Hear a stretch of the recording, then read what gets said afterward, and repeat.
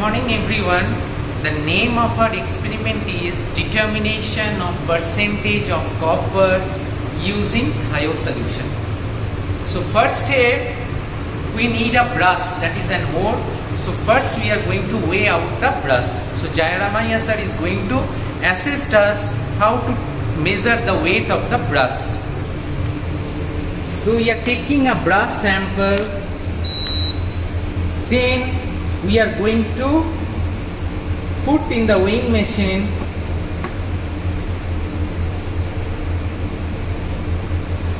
Then we measure the weight, that is 0.114. Our next job is brush is solid. We need to bring it into the solution. In brush, the main component is copper.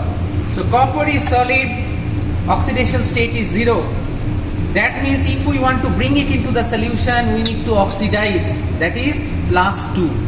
So we are dissolving copper in presence of nitric acid. Why nitric acid? Because nitric acid is a very strong oxidizing agent. See how it is dissolving the copper by converting it into a copper 2+ solution. So nitric acid, when it decomposes, it generates nitrogen dioxide gas. To expel out nitrogen dioxide gases, we need to add 1 spatula of urea. So sir is adding 1 spatula of urea just to expel out the oxides of nitrogen. See, brown fumes are coming out and copper is dissolved as copper 2+. We know that copper 2+ solution is light blue in color, that's why the light blue color persists. Next, we need to add little amount of water. Then we are going to neutralize the excess acid. Because nitric acid is a very strong oxidizing agent, we need to neutralize this excess acid. So first we have added little amount of water. Then we are going to neutralize the acid with the addition of ammonia solution, which is a base.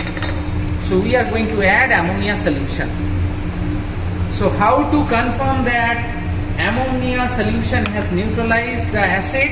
The color of the solution will turn deep blue color via formation of a cuproammonium complex. First, ammonia will neutralize nitric acid.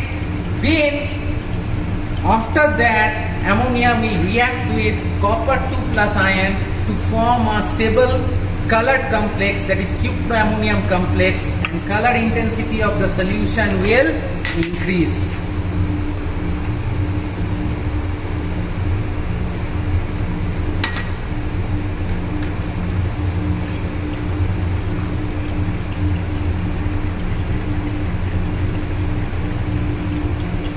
So when the color will start intensifying, we are going to stop the addition of ammonia. So why we are neutralizing nitric acid? Because our titration is an oxidation reduction reaction. Now we have to stop the addition of ammonia because we have seen that our solution is neutralized and it has reacted with copper 2+. That's why the blue color persists. Now we have to dissolve the excess ammonium hydroxide. Why? Because our reaction is oxidation reduction reaction, and to perform the oxidation reduction reaction we need an acidic medium. That's why we added little amount of excess acetic acid. Our next step is to transfer the whole solution into a 250 ml volumetric flask. So see, sir is transferring the whole solution in a clean 250 ml volumetric flask. So this is all about the preparation of the solution of brass.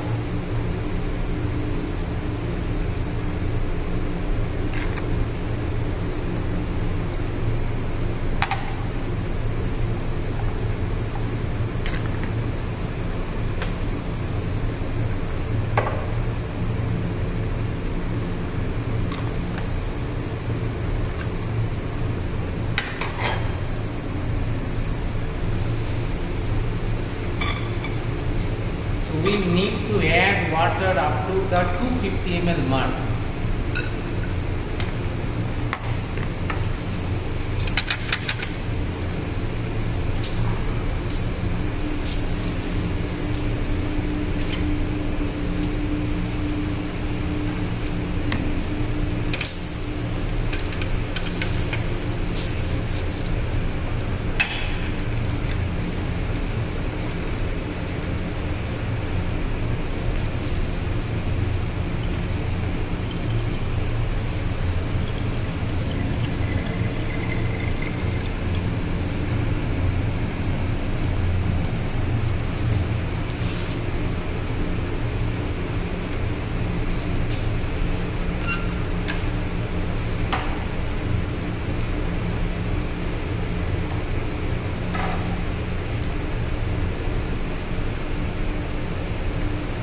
Next, we need to make the solution homogeneous.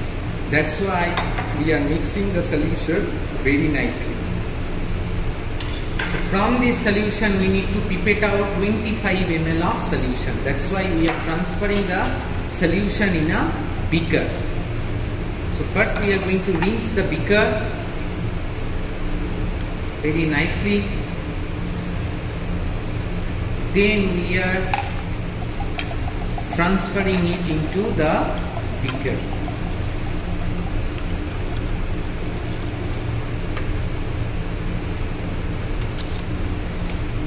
The next step is rinsing of the pipette.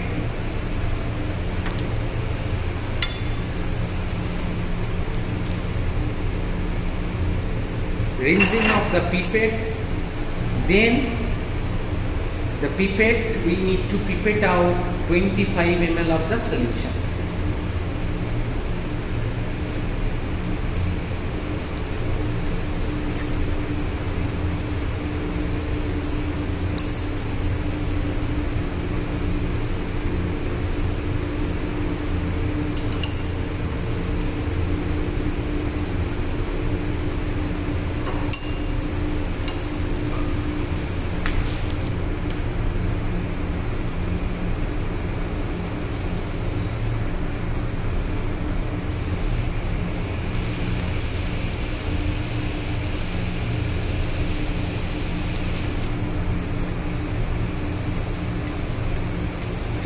So 25 ml of solution is taken in a conical flask.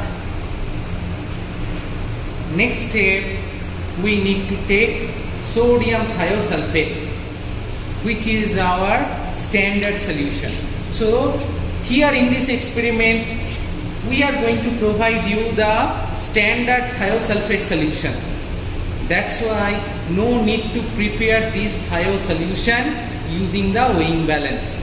So directly we will supply you the standard solution and you need to pour it into a burette, because thio solution is our standard solution, means its concentration is known to us. So first we need to rinse the burette with sodium thiosulfate.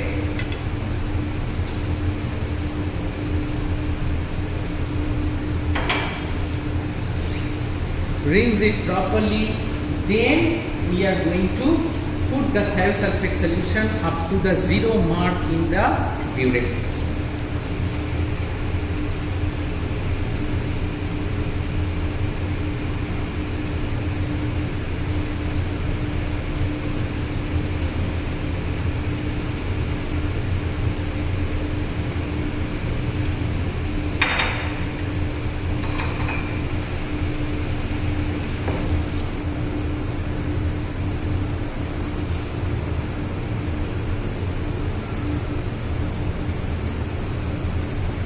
So now our standard solution is ready in burette. next step is that generally we add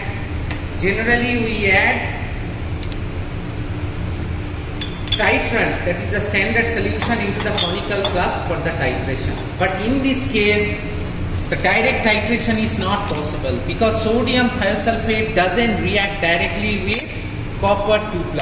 So we have to perform the titration indirectly. What we are going to do? We are going to add 10 ml of potassium iodide solution into the copper 2+ ion solution and liberate iodine. That iodine will be titrated via addition of thiosulfate solution.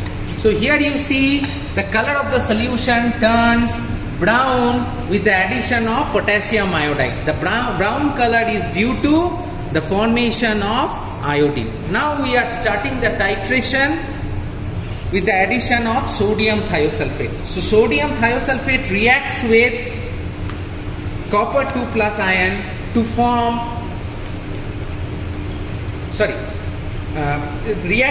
sodium thiosulfate reacts with iodine to form potassium iodide, and you see color intensity of the iodine is decreasing. Why? Because iodine is getting converted to sodium iodide.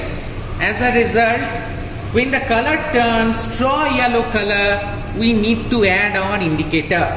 Our indicator is starch solution. So starch and the remaining iodine, they are going to form a complex. The color of the complex is deep blue. So here the deep blue color persists. Now we are going to continue the titration to titrate with potassium iodide. Here we are adding the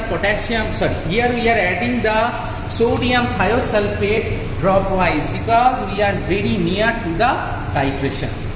At the end point, you see all the iodine is titrated and the Q+ iodide color persists, that is white color. So the end point is indicated by transformation from blue color to white color. The blue color is due to the starch iodine complex. This white color is due to the Q+ iodide. How Q+ iodide is formed? So in the beginning, when we add potassium iodide gets converted to iodine, and copper 2+ ion gets converted to Q+ iodide. That Q+ iodide color is hidden in or masked by the color of iodine. So when all the iodines are titrated, we can visualize the color of Q+ iodide, that is white color or milky white. That's why the end point of the titration is blue color to milky white color. 10. Here the titration data is 10 ml. So next is the calculation part. So from the weight machine we have calculated what is the weight of the brass. That earlier we have seen it is 0.114 gram. Next we are providing you the standard thiosulfate solution. Its concentration is 0.009 normal. Next, for the titration, what is the volume of thiosulfate consumed? As you have seen from the burette reading, it is 10 ml. So the concentration of copper in the 25 ml solution is 10, that is the burette reading, multiplied by the concentration of thios divided by 25 ml, that is the volume of copper solution. So we are getting 0.0036. Next, so this solution, it is prepared for 250 ml. Clear? But we need 1 liter. That's why the amount of copper present, so this solution concentration we have calculated, that is for 1000 ml, but we prepare 250 ml solution. That's why the amount of copper present in 250 ml brass solution is 63.5 multiplied by the concentration. This is, that is in normality multiplied by 250 divided by 1000. Why we are doing this step? Because this is normality, always expressed in 1 liter. But our solution volume is 250 ml. So in 250 ml, the whole copper present in brass is dissolved. That's why we are calculating in 250 ml solution what is the volume, what is the amount of copper present. That's why equivalent weight of copper multiplied by the concentration multiplied by 250 ml divided by 1000. So all together the amount of copper present in the brass comes out to be 0.006. So what is the percentage of copper present in brass? That is 0.006 divided by the weight of the brass. For calculation of percentage, we multiplied by 100. So altogether, the percentage is coming 50%. So this is all about the titration of, or the estimation of percentage of copper in brass. Keep in mind, this titration is redox titration. That's why we have taken the concentration of thio solution in normality. Everywhere we are using equivalent weight. 63.5 is the equivalent weight of copper. So by this method we are doing the titration indirectly, because copper 2+ and thio solution doesn't react directly. We are performing the titration via liberation of iodine by the addition of potassium iodide. That liberated iodine we are titrating via thio solution. That's why this titration is an indirect titration. Thank you.